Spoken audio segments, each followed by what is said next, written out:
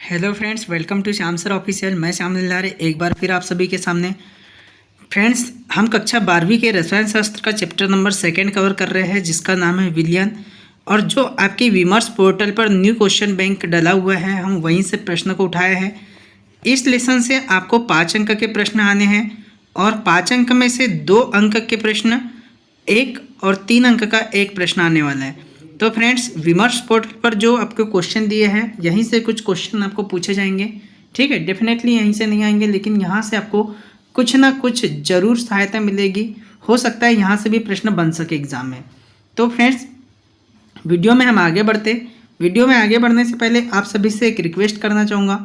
यदि आपने हमारे चैनल को अब तक सब्सक्राइब नहीं किया है तो चैनल को सब्सक्राइब कर बेल आइकन को इनेबल कर ले, जिससे फ्रेंड्स इस तरह की वीडियो जब भी चैनल पर अपलोड होगी आपको उसका नोटिफिकेशन सबसे पहले मिल जाएगा। तो शुरुआत करते हैं। यहाँ पर देखिए फ्रेंड्स, लेसन 2 है विलयन।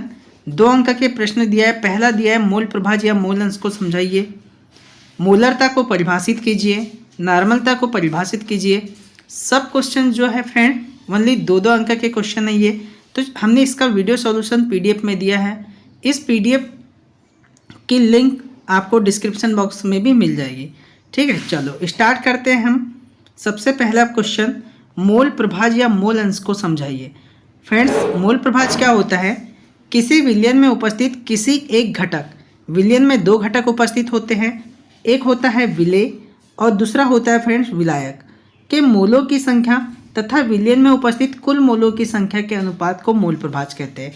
ठीक है फ्रेंड्स, इसे x से प्रदर्शित करते हैं। यदि विलेय का मोल प्रभाज बताना है तो XB और विलायक का मोल प्रभाज बताना है तो XA से प्रदर्शित करते हैं। ठीक है फ्रेंड, तो देखिए हमने आगे बताया है, यदि किसी विलयन में उपस्थित विलायक के मोलों की संख्या को Na तथा विलेय के मोलों की संख्या को Nb से प्रदर्शित किया जाए तो A का मोल प्रभाज XA इजिकल टू, देखिए फ्रेंड्स, A का मोल प्रभाज XA is equal to Na/Na plus Nb, विलेय के मोलों की संख्या अपान विलयन में उपस्थित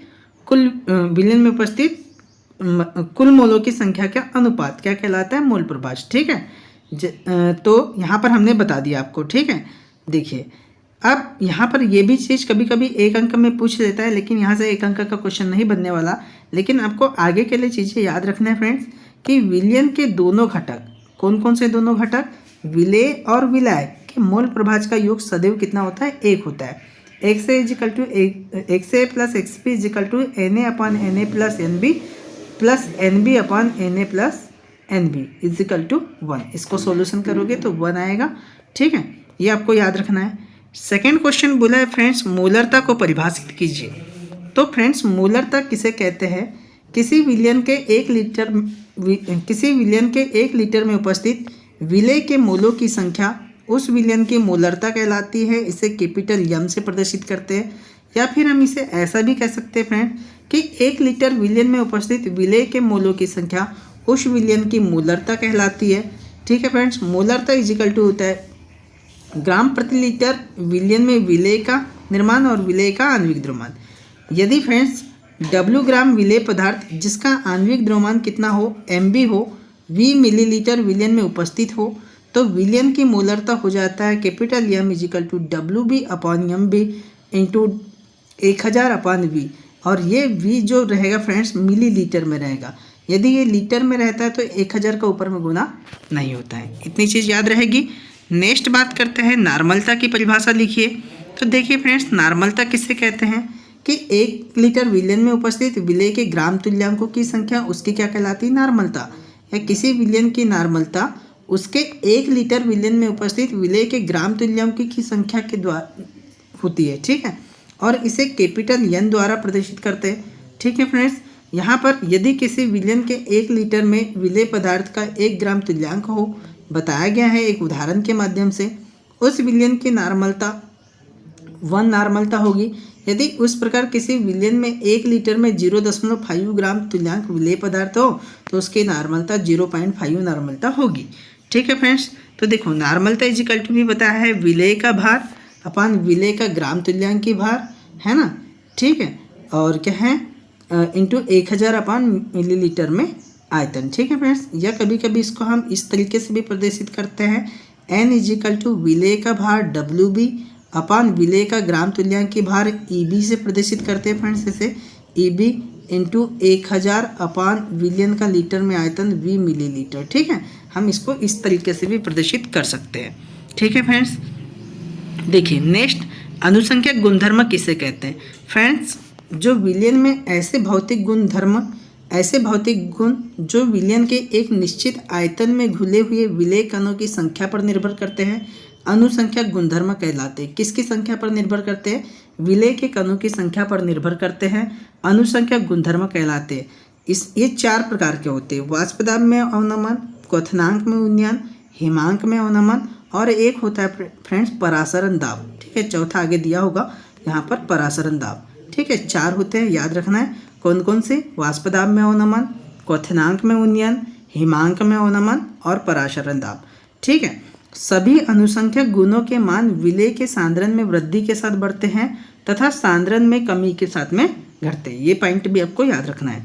नेक्स्ट क्वेश्चन 2 अंक में पूछा है कि अर्धपारगम्य झिल्ली किसे कहते हैं। फ्रेंड्स, जो अर्धपारगम्य झिल्ली होती है एक ऐसी झिल्ली होती है जो किसी विलयन में से विलायक के अणु को तो निकल जाने देती है लेकिन विलेय के अणु को पार नहीं करने देती। ठीक है, विलायक के कण तो पार हो जाते हैं लेकिन विलेय के अणु के कण पार नहीं हो पाते, इसे हम अर्धपारगम्य झिल्ली कहते हैं। और अर्धपारगम्य झिल्ली फ्रेंड्स कापर फेरोसाइनाइड की मिलकर बनी होती है। ठीक है, याद रहेगा, अर्धपारगम्य झिल्ली कापर फेरोसाइनाइड की मिलकर बनी होती है। ठीक है, देखो नेक्स्ट बोला है पार्ट्स प्रति मिलियन ppm। ठीक है फ्रेंड्स, देखिएगा इसकी भी परिभाषा, ये भी आपको दिया है क्वेश्चन।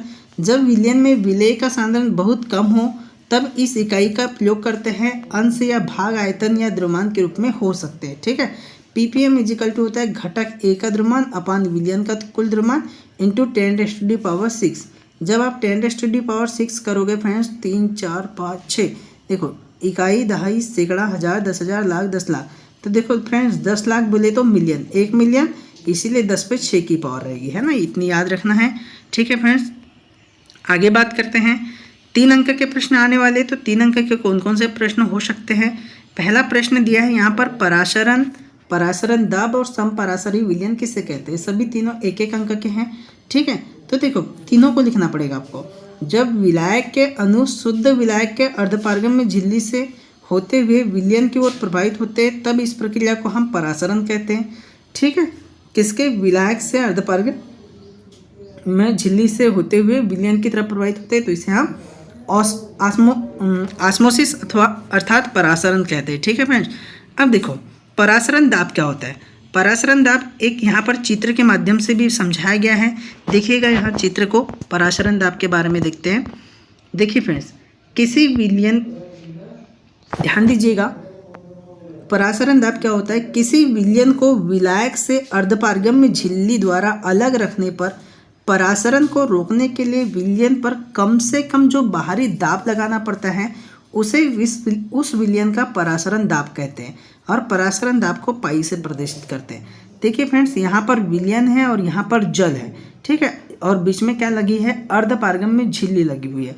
अभी हमने देखा था कि अभी हमने इसके पहले क्या देखा था कि परासरण किसे कहते हैं। देखिए फ्रेंड्स, हमने बताया था अर्धपारगम्य झिल्ली ऐसी झिल्ली जो विलयन में से विलायक के अणु को तो निकल जाने देती है लेकिन विलेय के अणु को नहीं। ठीक इसी प्रकार यहाँ पर भी जो अर्धपारगम्य झिल्ली होगी फ्रेंड्स, ये क्या काम करेगी? विलायक के अणु को तो बाहर निकलने देगी लेकिन विलेय के अणु को बाहर नहीं जाने देगी।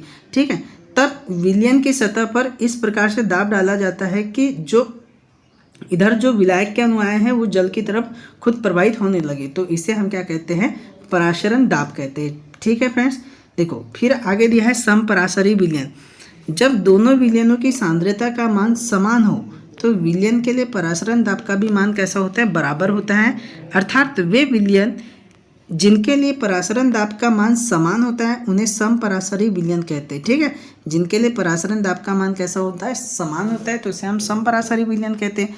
माना 2 विलयन लिए, पहले विलयन की सांद्रता C1 और दूसरे विलयन की सांद्रता C2। यदि ये दोनों विलयन समपरासरी विलयन है अर्थात ये हुआ कि दोनों की सांद्रता कैसा होगा? बराबर होगा और दोनों के परासरण दाब का भी मान कैसा होगा फ्रेंड्स?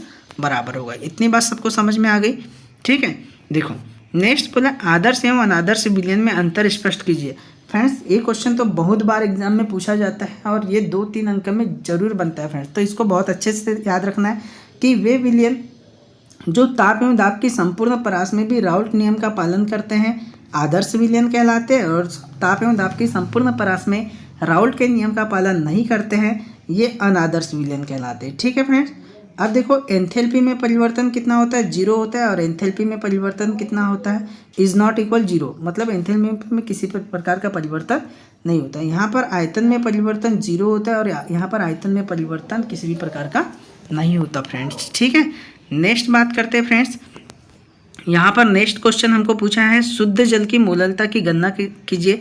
तो फ्रेंड्स आपको पहले ही बता दिया कि मोलरता किसे कहते हैं, उसके मोलरता किसे कहते हैं उसके अकॉर्डिंग आपको इसको बनाकर देखना है फ्रेंड्स। ठीक है, जैसे 1000 शुद्ध जल की मोलरता की गणना करना है, किस में करना है हमको, 1 लीटर में करना है।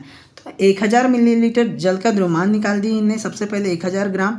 फिर क्या है, जल का मोलर द्रव्यमान, आपको पता है जल का मोलर द्रव्यमान कैसे निकालते हैं, H2O, हाइड्रोजन कितना है फ्रेंड्स 2, तो 2 × 1 प्लस ऑक्सीजन कितना है, ऑक्सीजन का परमाणु क्रमांक 16, तो 2 + 16, 16 + 2 = कितना 18, तो मोलर द्रव्यमान निकल गया यहाँ पर 18। अब क्या है, मोलर द्रव्यमान का भाग दे दिए तो शुद्ध जल की मोलरता का मान निकल गया 55.5 मोलरता। ठीक है, तो इतनी चीज़ आपको याद रखना है। ठीक है फ्रेंड्स, नेक्स्ट क्वेश्चन है विसरण और परासरण में अंतर स्पष्ट कीजिए।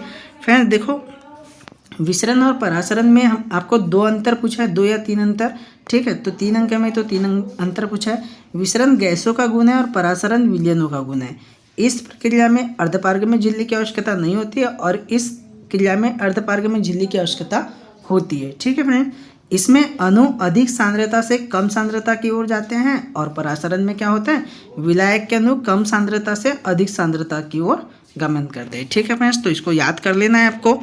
नेक्स्ट, हेनरी का नियम मैं कई बार बता चुका हूँ फ्रेंड्स, इसके पहले भी, कि स्थिर ताप पर किसी विलायक के निश्चित आयतन में मिले गैस का द्रव्यमान गैस के दाब के कैसा होता है, समानुपाती होता है, जिसके साथ वह विलायक साम्यावस्था में उपस्थित होता है। ठीक है, और यहाँ पर देखो आपको क्या काम करना है, हेनरी के नियम इसको पूरा पढ़ लेना है। ठीक है, अच्छे से। मैंने सिर्फ इतना बता दिया कि क्या होता है कि विलेय का द्रव्यमान विलायक के निश्चित आयतन में विलेय का द्रव्यमान गैस के दाब के समानुपाती होता है, यम समानुपाती पी। ठीक है, जहाँ के एक निश्चित अंक होता है।